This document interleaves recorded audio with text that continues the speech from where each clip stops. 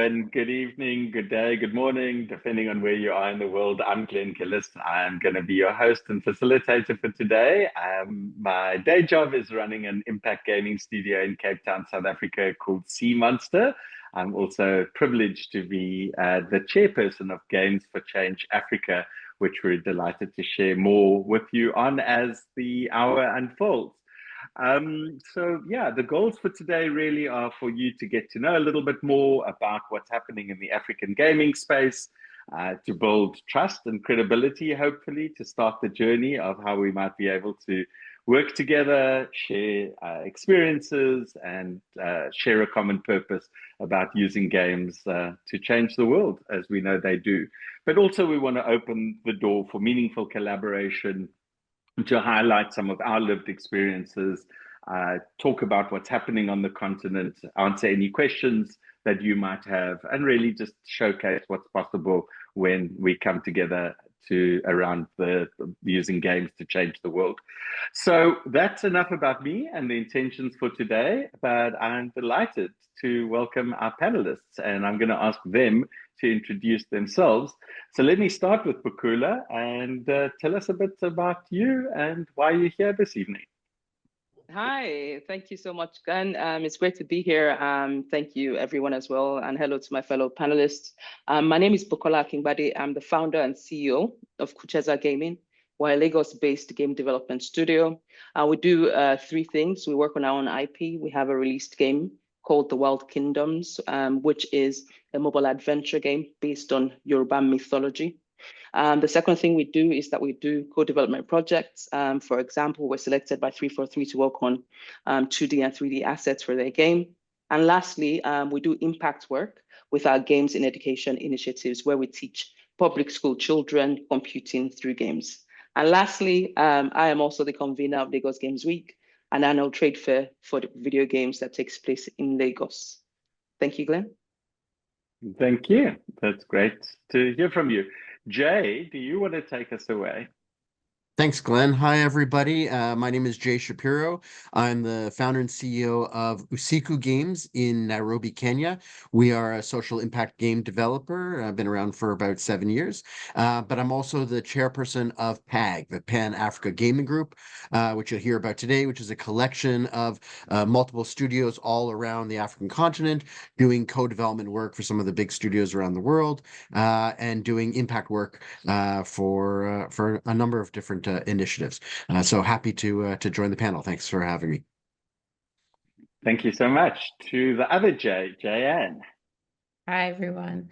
My name is Jayanne Lopez. I'm the CEO and founder of Black Girl Gamers, which is a community-powered organization that seeks to heighten Black women's voices in gaming and their equity also. We do this via events such as our World Africa Day of Play event, where we highlight a number of developers and studios on the continent to bring their projects to the wider audience and the global audience that we have, and support them in getting more kind of game discovery. We also consult with studios to ensure that characters that they create that are obviously from a Black Caribbean or African Caribbean or African Caribbean background or African background are more authentic to the cultures that they're representing. So we consult with a number of small studios and AAA studios as well to ensure that authenticity is at the front of house. And then we also speak to the industry, especially regarding making sure that consumers and companies are aware of the culture that they've kind of perpetuated in the past, which affects marginalized gamers, especially Black gamers, and how to reverse that culture as much as we can. Thank you, Jayanne, and always important to remind us about the big why as we get stuck into the how and what. I thank you for providing that context. Last but not least, Aram, who's not feeling 100% today, but he's always still giving his 100%. So yeah, tell us about you. Yes, thanks, Glenn. Yeah, so my name is Aram Tawia. I'm the CEO and co-founder of Leti Arts, which is one of Africa's very first game studios. I think we are 16 years. We make our own IPs and also do comics alongside the IPs. And we also develop games for clients and co-produce games. So we do narrative consultings, we do just checking on characters for other studios to represent the continent, right? And we also have the Impact Wing, which is the internships and the STEAM Academy that we run. We recently launched also the first game arcade with Only African Games in partnership with Alliance Francaise, which is a commercial entity competing with the other game arcades. And we are quite happy about people coming out and building communities, finally, of the games that we built on the continent. So that is growing very fast, and we are quite happy about the turnout. And most recently, I also took a bit of sabbatical to do a PhD at Loughborough University. So I currently do gamification and politics in Loughborough University to support what we've done over the past 16 years and what everyone here is doing into a proper academic setting, which is quite interesting. Yeah, so that's fine. Is that all, mate? It sounds like a lot. And I teach game design. You do. It's amazing. Tonight wouldn't have been possible without these incredible guests and bringing a diversity of views and perspectives and experiences. But of course, it also wouldn't have been possible without sponsorship. So I just wanted to give an early and quick shout out to the Help Network, who really does incredible work raising the profile of underrepresented communities, the Pan-African Gaming Group, which Jay has given you a little bit of context on, and then Pressure Cooker, which is a sound studio in Cape Town, South Africa, competing with the very best in the world, and of course, all made possible by XDX Spark. What I thought we could do is just kind of kick off a little bit about so what's happening in Africa? What is Africa? So just a little bit, and maybe you know all of this, but it's 54 countries. There are 1.5 billion people on the continent, and the median age is just over 19. So we are the youngest continent, and we will absolutely, by sheer weight of young people, come to influence culture, music, art, and of course games over the coming decades. And you're already starting to see that. There are about 500 million people in what's called East Africa, which is where Jay is based, and then about 450 odd million in West Africa, which is where Bukula is based in Nigeria. And I don't know if you know this, but there are over 500 million smartphones on the continent already. That's more than there are in North America, all of North America.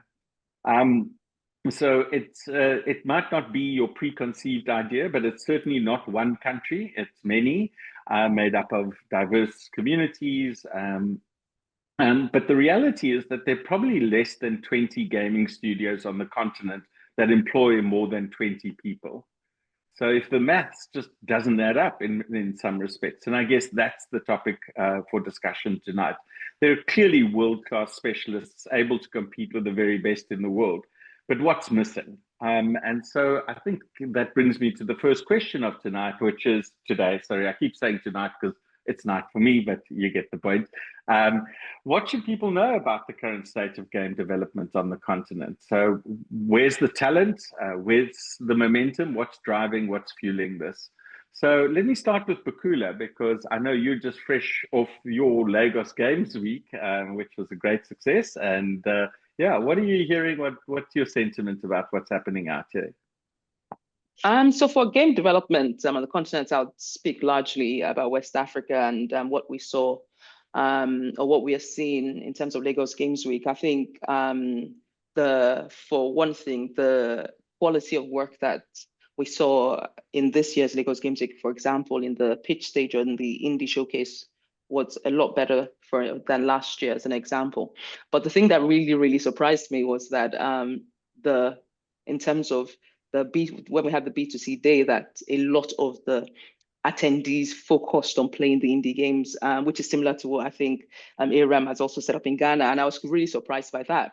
But the thing that is driving this is obviously creativity, is passion, and for us, that's what we see a lot here. Is people who have got introduced to games playing Mario, playing games like that on Commodore 64 or SNES or stuff like that, or even on mobile, but have a desire or a passion to make games and, against the odds. And I think it's quite important to also mention that there's so many other things that, as a matter of fact, that people are making games. It seems, at least here, that it is against the grain, that, they're not game design, for example, is not taught in schools.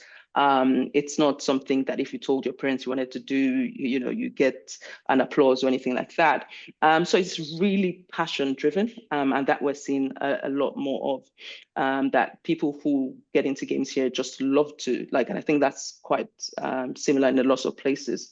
But we're young, and so as a continent and as a nation as well, like you mentioned, and so that drives it almost feels as if it's the naivety that still keeps people here in game development, that this is going to work, and we find them doing a lot of those games. And some make mobile games, but more importantly, like even PC games, there's a lot that people are trying to build in PC. What we see though is there are excellent things that are happening, but there's still skills gaps, or just even barriers like things that from a technical perspective or power or other things. But in spite of all that, we're still seeing traction growing from a dev market here.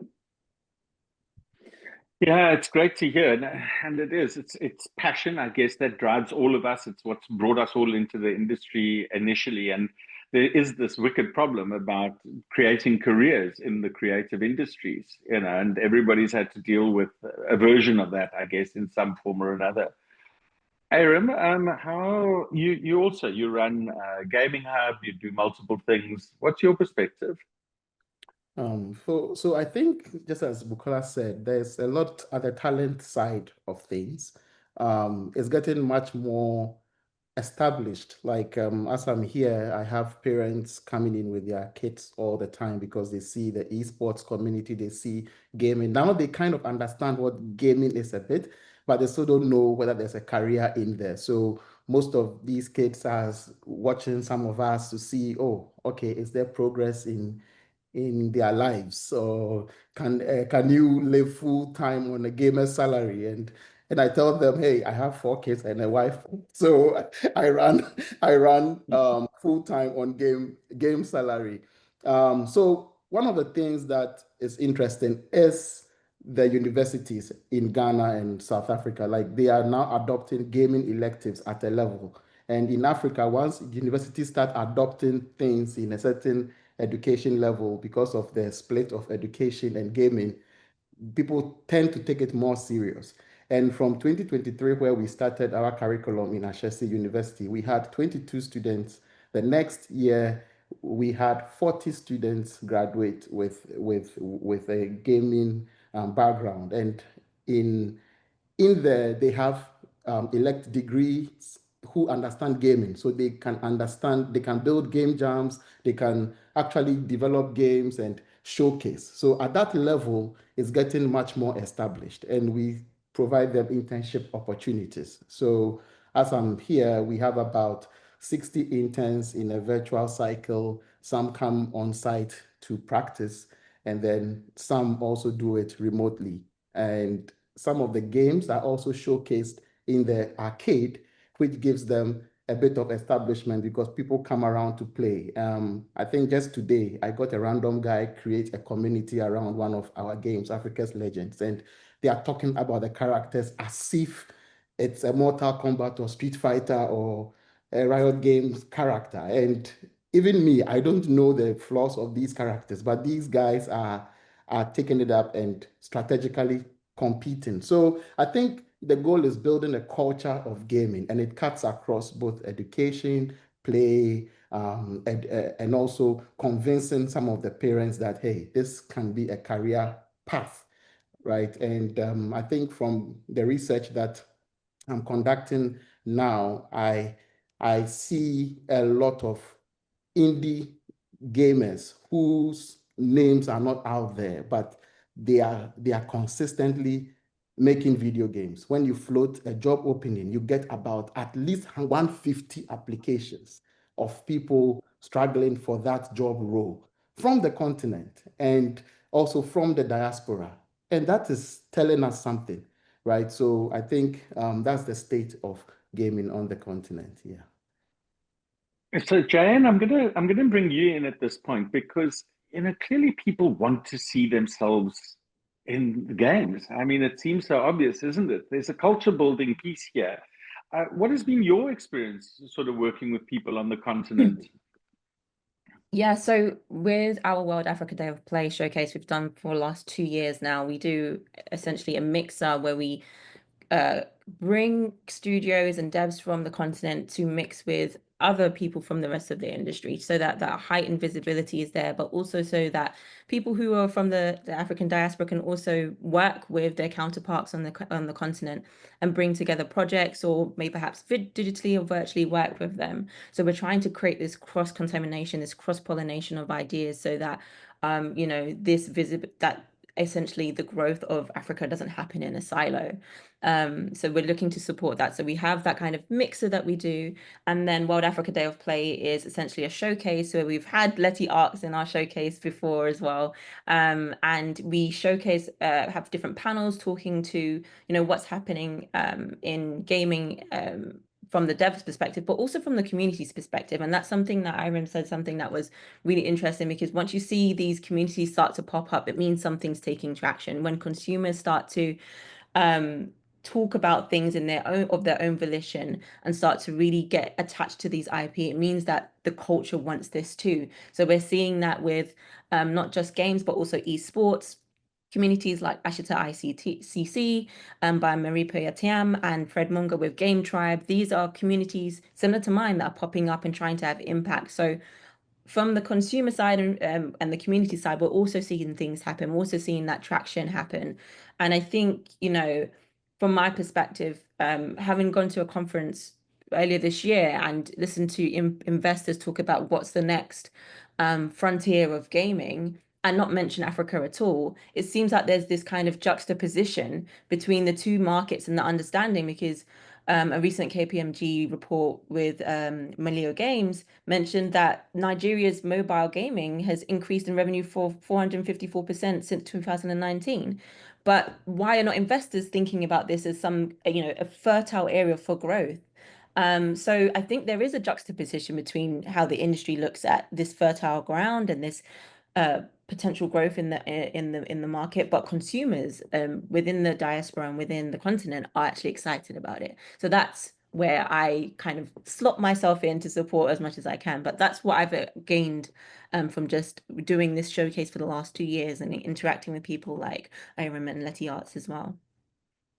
Awesome. And I know Jay quite well. I know most of the panelists quite well, but this is Jay's excited face. So I know that he desperately wants to pick up on that last point that you made. So I'm going to ask him to come in on exactly that point about the potential on the continent.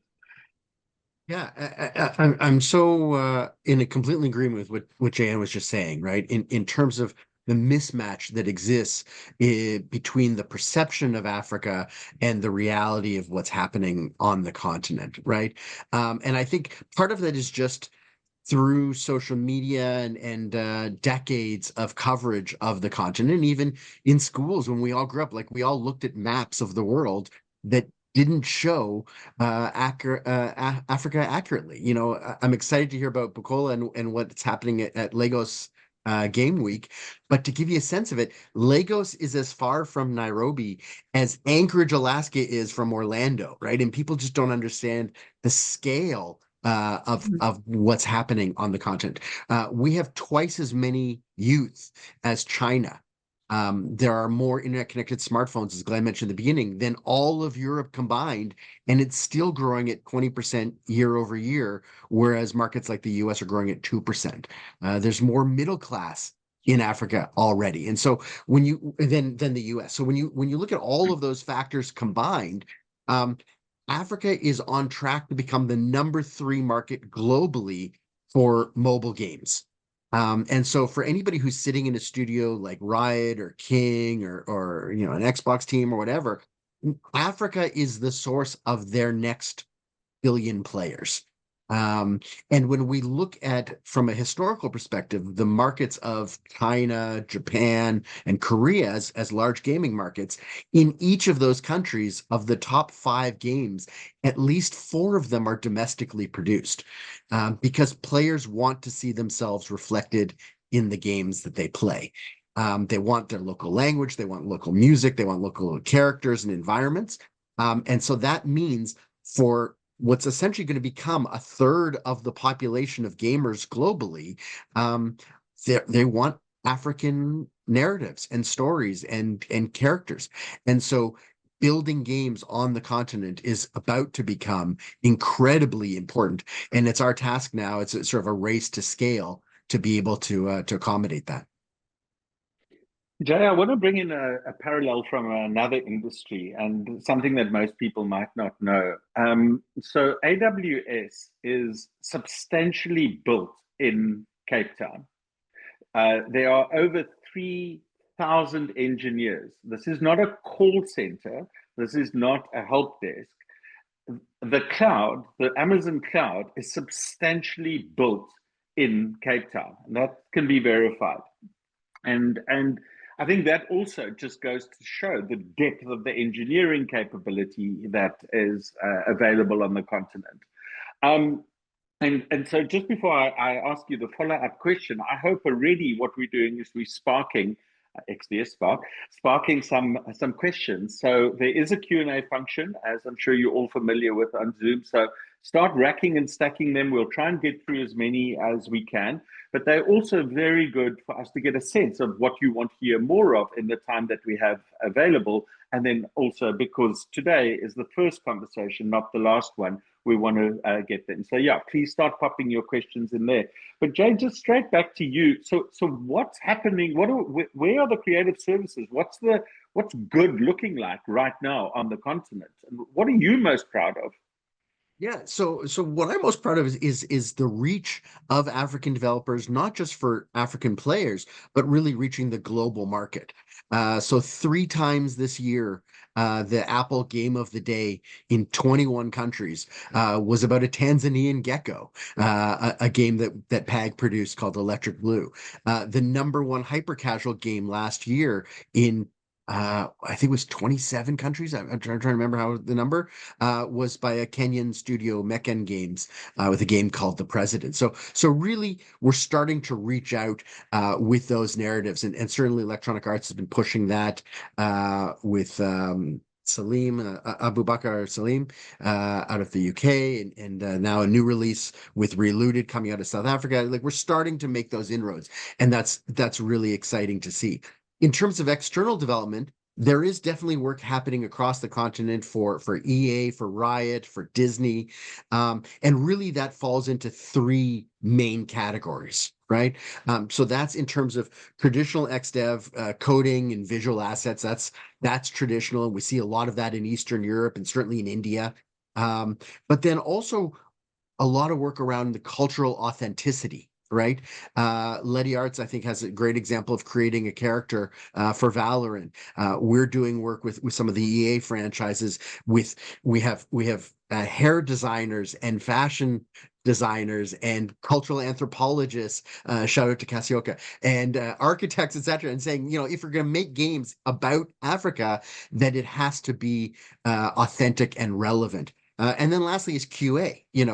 There's huge QA teams in the Philippines with Elevated Play, and really looking at now, how do we build that on the continent for providing QA services for studios as well. So there's a lot of areas of growth, and the main thing is just sort of changing this perception of Africa from being a destination for charity into being a source of innovation and professionalism. Yeah, absolutely. To the extent that mobile web first is at least a new frontier, it's also, one of the oldest distribution platforms. We are going to be innovating in that space. We have to, at least in one category of gaming. It's going to require us to find new business models, new distribution systems, and that's partly the thing that excites me the most. Aaron, if I had to say to you, what, one thing, I mean, it's hard, you've been doing this for 16 years, mate. It's like just the fact that you still exist as a gaming studio, I'm very proud of that for you. But yeah, like what's world class look like for you today?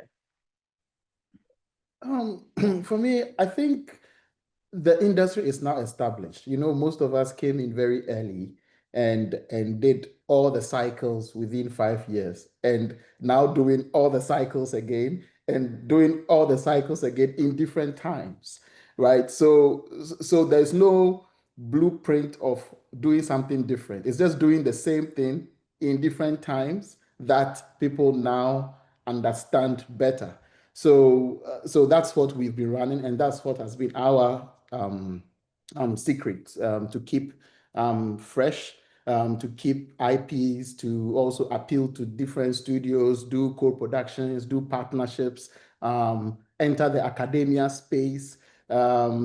Just make sure an industry is being built, not just a studio. So that has been the whole idea. And currently, you could see the trajectory growing. Like we have about 25 full-time staff now and over 60 interns. And we have a program where you do 3 months internships just to learn. And in that internships, you are building video games in HTML5, and then we put it on unusual stores like Ioba, Huawei. Those stores have a lot of engagement. So I can say that we have over 1 million players for our video games now. You may not see it on Google Play, but it's happening on unusual stores. And those are the people, like the kids of the market women. Just go to Ioba, go to zero-rated service, and then they just play from there. So they are able to play the games from there without any data and all that. So those are some of the things. And for us, the strategy is just to empower as many people as possible to also create their studios. And we can now invest in those studios and push them through connections and then give them global exposure. So those are some of the things that TS has been on. And as Jay said, in terms of narrative, I think Africans are now widely awake to decolonize what the West has told us for a long time, right? I see companies from DR Congo making games of the war times. Those days we used to play Delta Force and it's always an Arab, but like now we have games, African players putting that. So when you play that game, you can now, though it's just a shooter, it's happening in DR Congo. So the story can now resonate, you know. And I think with something with the character Astra in Valorant, which we did the narrative consulting on. When you look at how real her voice is, I think they are getting so many Ghanaian players because she is true Ghanaian. Ghanaians want to see, hey, Charlie, and all those things, right? And there's a joke in her lines that I think Nigerians have not realized yet. There was a time she said, hey, this is like a Nigerian cooking jollof, abomination. So Astra is telling you that Nigeria's cooking jollof is abomination. Bukola 1-0, okay? so I'm going to come in and I'm going to referee this one. But I think you're making a collection of good points amongst us about, yes, while there's young people coming into the industry and it's important that we do game jams, important that we showcase what's possible, there's also world-class expertise that's available on the continent, and it's not one size fits all. It's not like the first time we're making a game.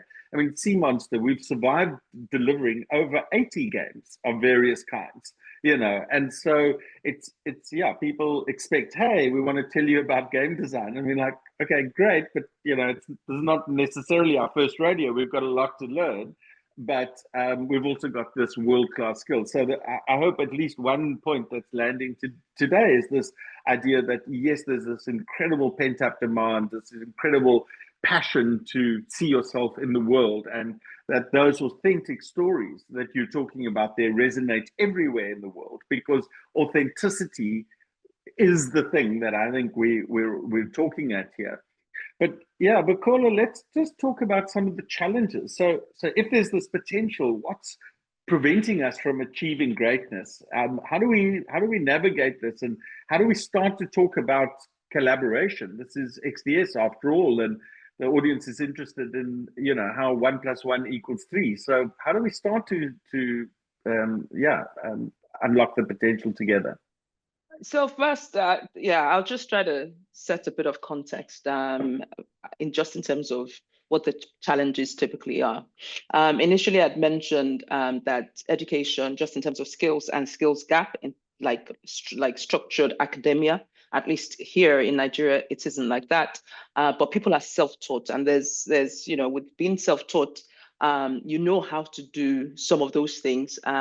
Like I mentioned, so you're skilled, but you haven't really practiced on AAA games, for example, or things that somebody who is better or some type of mentor hasn't actually helped you to be a little bit more confident about the skills you actually have.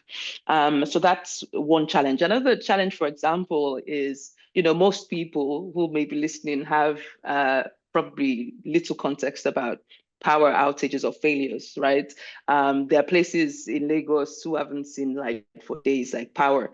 In their homes for days, right? And they're not in poor locations. It is, just what it is sometimes. They should do, before we get to even devices. So you have high-end devices, you may be able to get one on credit through Amazon, or just by a click of a button. You don't really think about that hump. That hump it's not just the hump in terms of access, which is one level. It's also a hump in terms of affordability. Then you move to things like, oh yes, so you've managed to cross all these things, and you're now good at developing and making a game, and people are actually interested. And so you get to dev kits, for example, and getting a dev kit to you becomes even more challenging. Or getting on Steam as a Nigerian. Most times we're not, like, Nigeria doesn't even feature from trying to get a Steam account as a game developer, for example. You have to go through multiple hoops. Or let's talk about Apple developer accounts that you need to get somebody in the US and send them your login for them to help you pay, or stuff like that, which wasn't the case a few years ago, by the way. But it is a challenge that most people don't tend to have. Then before we get into data and actual infrastructure, so there's so many things, but still, in spite of all this, we still make it work. I think that resilience, that tenacity, that passion, that can-do attitude, as well as slaying it every day, getting results, is ingrained in most Africans, right? So that is who we are. So for example, if we take a parallel from the tech industry, we have unicorns on the continent. You have quite a few of them from Nigeria, for example. A lot of those unicorns were self-taught. It wasn't like they went, there was a lot of structure in getting them to where they were. They just started doing this, and then you had startups that, like Andela and some other people, who were able to put talent together and train them, and get clients from it, like similar co-development kind of situation, and get them to support on global projects, et cetera, et cetera. And fast forward 6 or 7 years, our tech industry is what it is, right? And we have even as many more unicorns in the last 2 or 3 years than we've had in the last 10. So we can get this done. Now, to get this done, though, we need people on the other side who also believe that the change is possible, or that there's value to be had on both sides. So I'll give an example.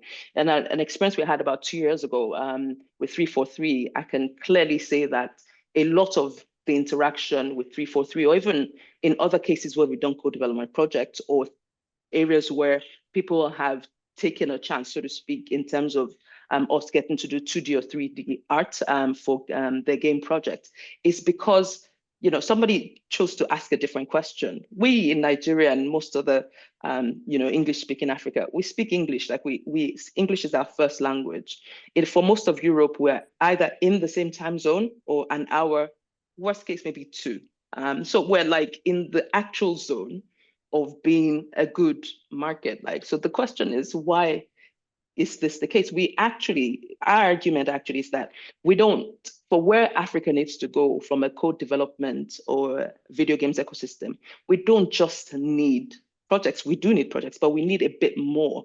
We need projects that allow us to do the work and get some kind of upskilling or mentoring as part of that process. Not because we're not good, we are good, but we still have a lot to learn, like Glenn, you mentioned as well. But we need, I suppose, some type of opportunity with purpose. So if we're trying to color a niche, that would be my proposition. Yeah, and it's so interesting that you say that, because we've always got this price perception about, oh, okay, so this is the next cheap outsourced destination. This is the next Philippines or Eastern Europe, and yet there's this quality, cultural relevance sort of triangle that we're kind of all starting to describe here. And yeah, we're probably not going to be the cheapest place in the world. Definitely, we're going to offer a cost advantage. But I'm hearing you say that there's a lot of other values that we're delivering on, including, of course, access to, as Jay puts it, the next billion customers. So what, Jay, if I may ask you to come in on this one, what are we missing here in terms of the relationship between Western studios and the African potential? I think it's trust. I think it's trust and experience.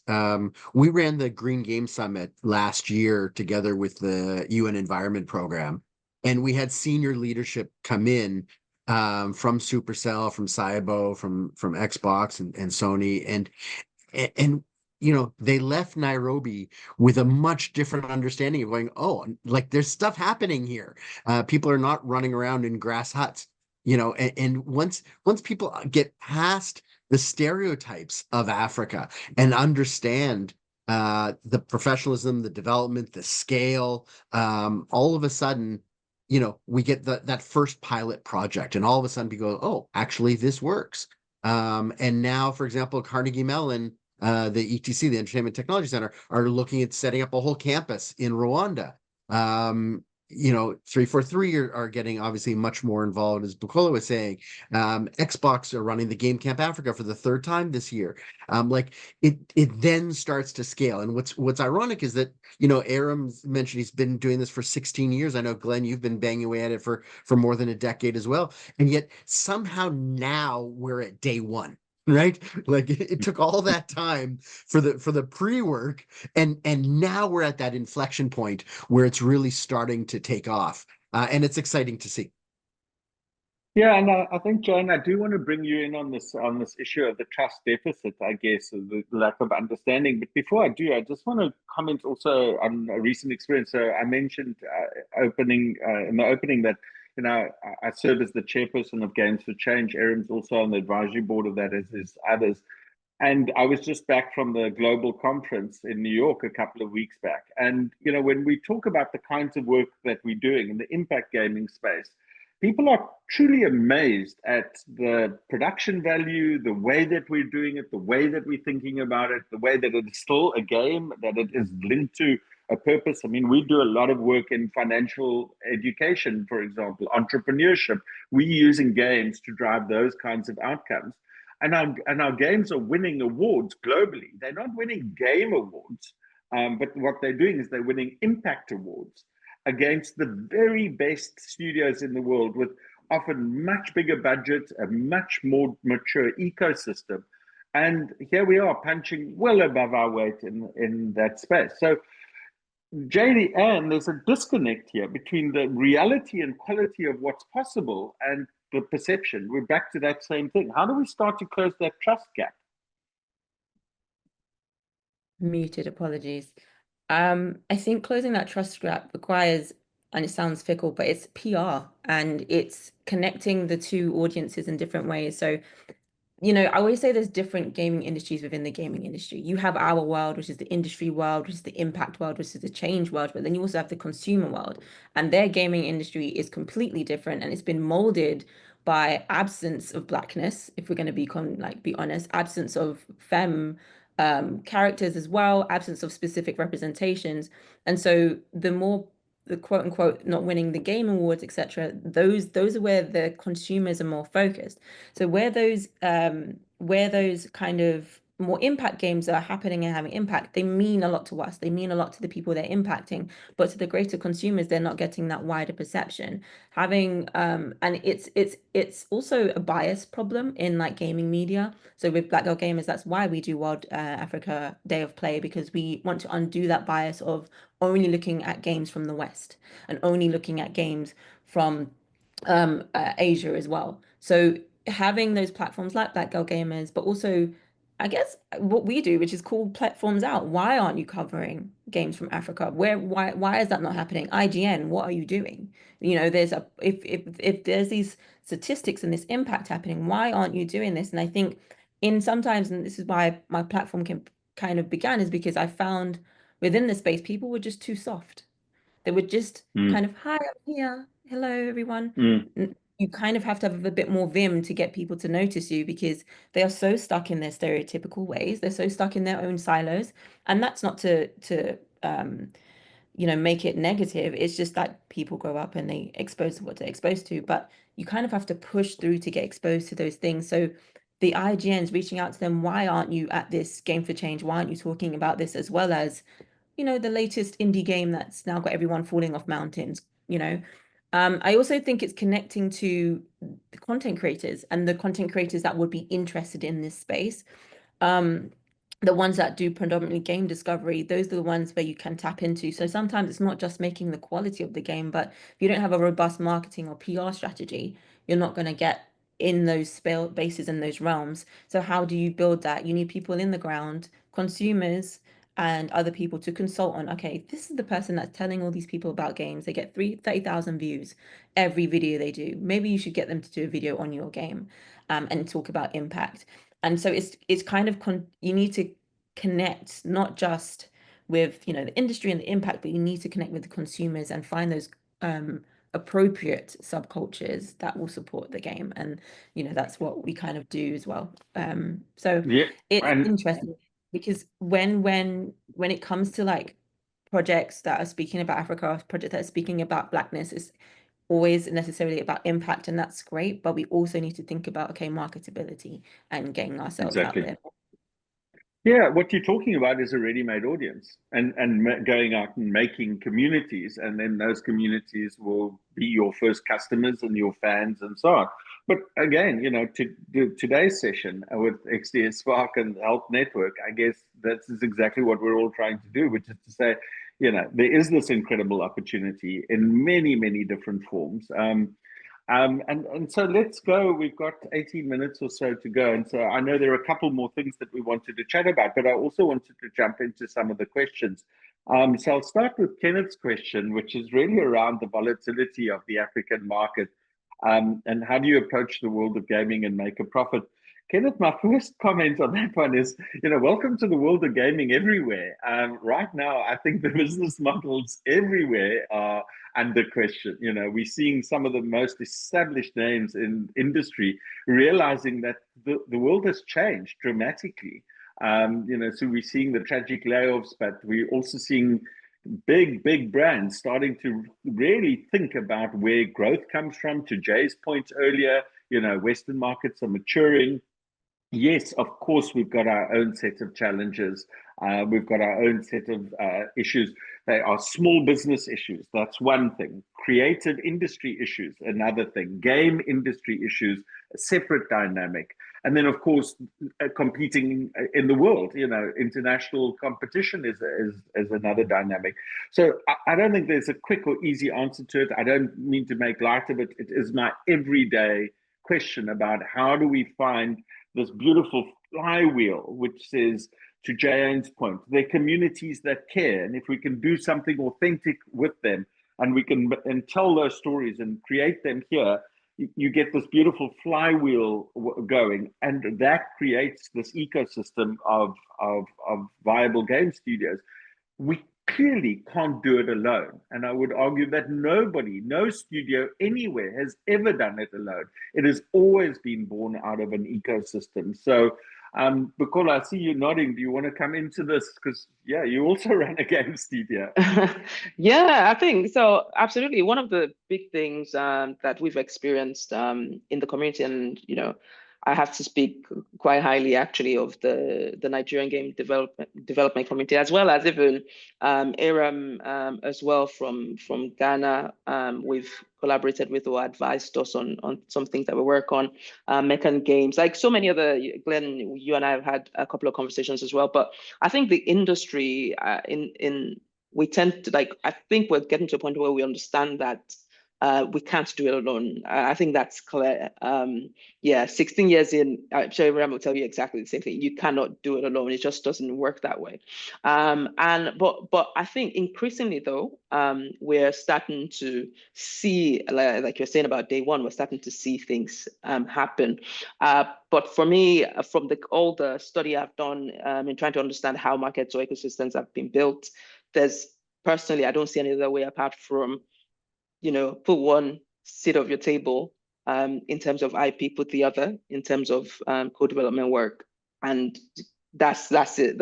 You have to keep doing that until you find that balance. But the truth is, on the other side is, and I love the example of that you gave about the character in Valorant. I would love representation of African culture in large titles even more. Like, I would love us to do our IP and make it, of course I will. But either way for me works. Like, as long as the world sees more beauty and color, I'm happy. And I think increasingly that openness and that willingness to have these kinds of conversations, I think is what, in my more recent experience, is moving our ecosystem forward. Aram, do you want to come in on this point and maybe also just link into the question from Carla? Carla's saying, if somebody's considering opening a studio, where would you start? And, the talent question, I think we've addressed somewhat question here about tax credits and other things. So what's that reality like for you? What is your suggestion for Carla? Yes, so I think one advice is don't start the studio making just one game. Start a studio that you are going to make several games, and then the first title that you build is just one, and you need to build a community right from the onset. That's what we have learned now. As you are making the game, you need to have a small community testing, giving out feedback, and that's the trajectory that's happening now. However, there's also a lot with partnerships. Like when I was starting the gaming curriculum in the university, though it was structured by my own curriculum, I'm self-taught, but I've been invited to make a curriculum at university level as well. So that's a reality from Africa, right? And for the university to invite you to do that, then that is a high level of trust. So I had to bring in a Finnish partner, which is Maitel, Natasha Scott, who has the experience in teaching like at very top level game design. So we co-teach together and we own that curriculum together and delivering top-notch gaming studies in that university. So some of these guys, when going to start studios, they understand that collaboration already, right? That, hey, when you start something, you don't have to do everything. You can look out for other partners to help you launch. And one of the things I also say to people is, which Leti Arts has done, evaluating our 16 years, anytime that people come into Leti Arts, not to discriminate, but we always have expertise. So since last year, we've gone 100% upscaling local talent. So our studio producer is locally groomed from the pipe, from internship to national service to work experience to producer. So almost everyone is local talent, and we are feeling the impact now. So we are upscaling skill sets, right? So people, and then the experts advise them. So I still have very top game design expertise and industry people who just advise upscaling. So I think what we need to do as studios is to convert our mind and just invest in local talent rigorously and yank them from beginners to top positions, making room for their mistakes, but still correcting them along the way when they are working on projects. Yeah, and I think a point very well made. I'm hearing predictable demand, and it's not a direct answer, Carla, to your question, but there are studios here. There are people doing things already. Is it opening a studio or is it partnering with a studio? Is it what problem are we trying to solve for? And that is this predictable demand. How do you make games? Well, you make them, and we figure this stuff out together. And as we get this beautiful ratcheting effect, a mentor is only as good as the quality of the questions that is being asked of that person. And so these light touch, it's nice to come in and do something amazing and fall in love with this incredible continent.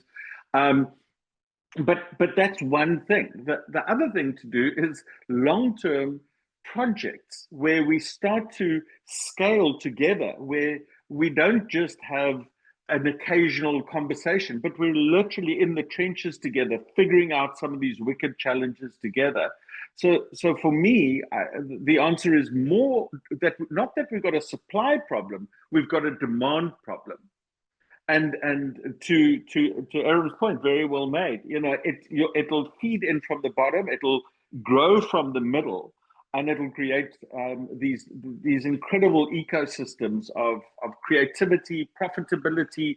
To your question too about how do we do this? Well, you can't do it on your own. You need long-term, predictable, scaling demand where we kind of learn these things and figure them out together. So Jay, I know this is also something very close to your heart and something at the absolute core of what the Pan-African Group came together to do. So tell us a little bit more about that and address some of, Yeah, absolutely. Thanks, Glenn. There's a few points in there, I think, and I also want to address Carla and her question as well. The Pan-African Gaming Group was created. We launched in February 2022 to bring together the top studios that existed around the continent in the recognition that all of us were small scale. There was great work happening, but none of us were big enough to really be able to collaborate or compete with the global studios. And so by combining all of our efforts and working as a single umbrella, has allowed us to now sort of tap into that market and do some really quite incredible projects. But that being said, I'm not going to sort of a little bit hypocritical argue with myself. To Carla's question about where in Africa, would you open a studio, is to recognize that Africa doesn't exist. Right? We are 55 different countries with different cultures and different environments.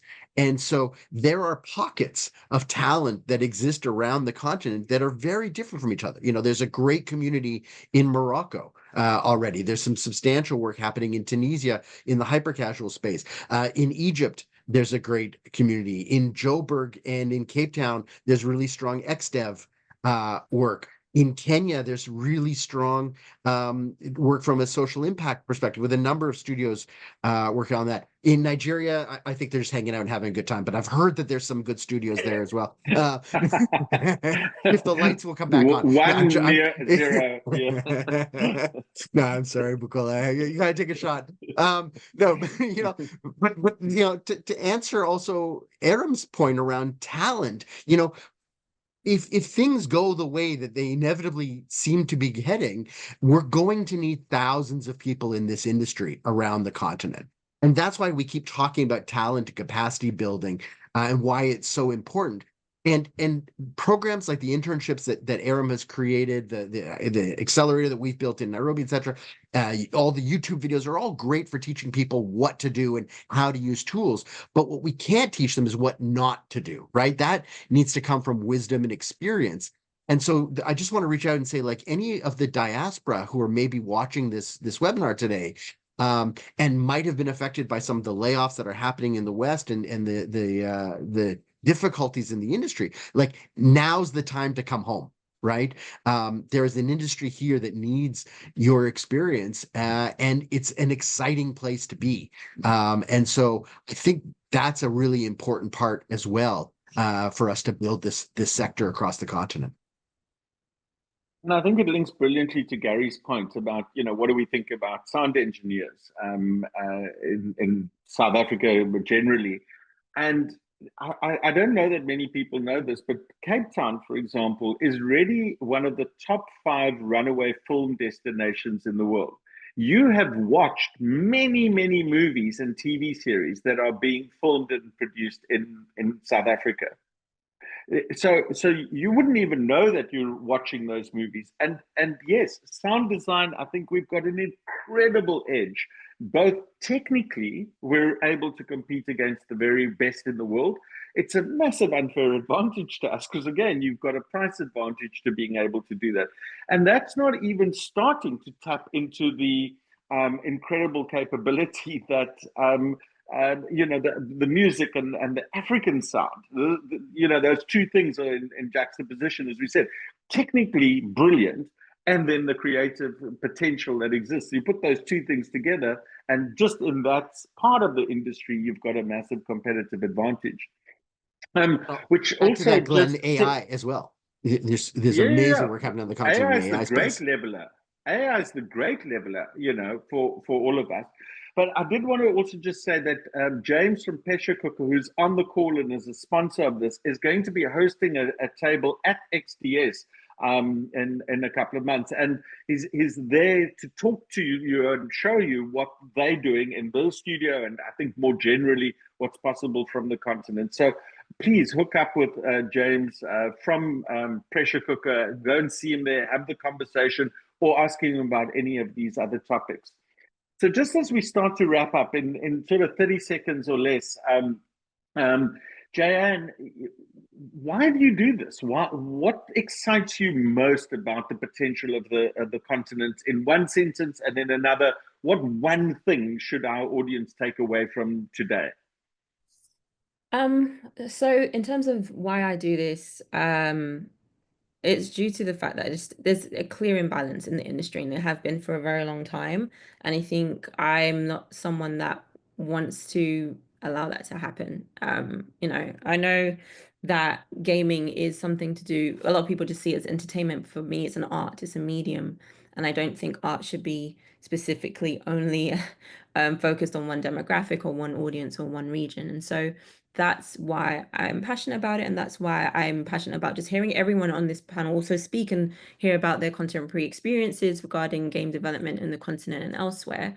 In terms of one thing to take away is that I think it was yourself, Glenn, that said asking a different question can just open up an array of possibilities for things. And I think just questioning what you see as the norm is something that people who are marginalized have to do every day. But if you're not marginalized and you have a level of privilege, then it's to ask yourself different questions and open up experiences of partnership or co-development with these studios. Open up your experience if you're in the press or in the media. Open up the opportunity to share these projects with other audiences in a light that isn't biased and in a light that isn't kind of at things as charity. So that's the reason why I want to do this, because I think there's so much possibility for all stories to be told in a really positive light, as opposed to just a number of few. And that's it. Yeah, I appreciate that. And to be clear, we are nobody's victims. We are not looking for anybody to be our rescuer. We are all magicians, and we need to co-create. So, everyone's on their hero's journey. Bukola, and closing remarks from you? Yeah, thank you. So why do I do this? I got into games because I saw the change in my children. And I understood that if we don't, as an ecosystem or as a continent or as a country, speak the language of games, we're going to lose the next generation and subsequent generations. And so for me, it is not as simple as, it is fun and games, but it is something that as a continent, we need our culture in games. In our games, in global games, because it does matter in the end. So that's why I do this. The other thing I'd like to leave the audience with is Nigeria. Nigeria is well over 200 million people. We're vibrant. I'm sure tonight, in some way, shape, or form, if you're watching TV or listening to music or watching sport, you will hear our music. We are that good, even with, all the challenges, right?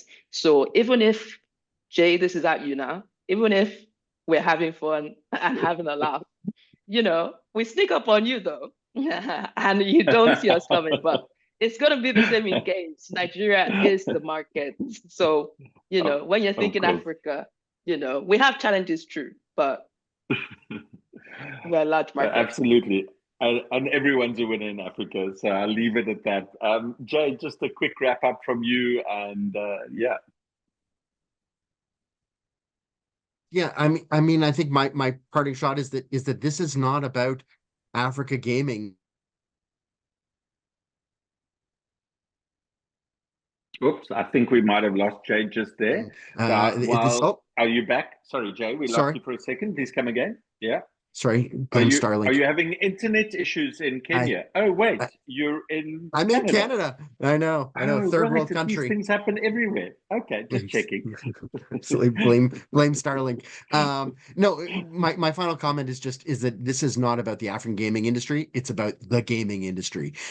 These are the next billion players who are going to be part of the global ecosystem. And any studio who has any franchise that they're thinking about or are currently working on needs to be thinking about Africa, because this is where your players are coming from, and they're already looking for you.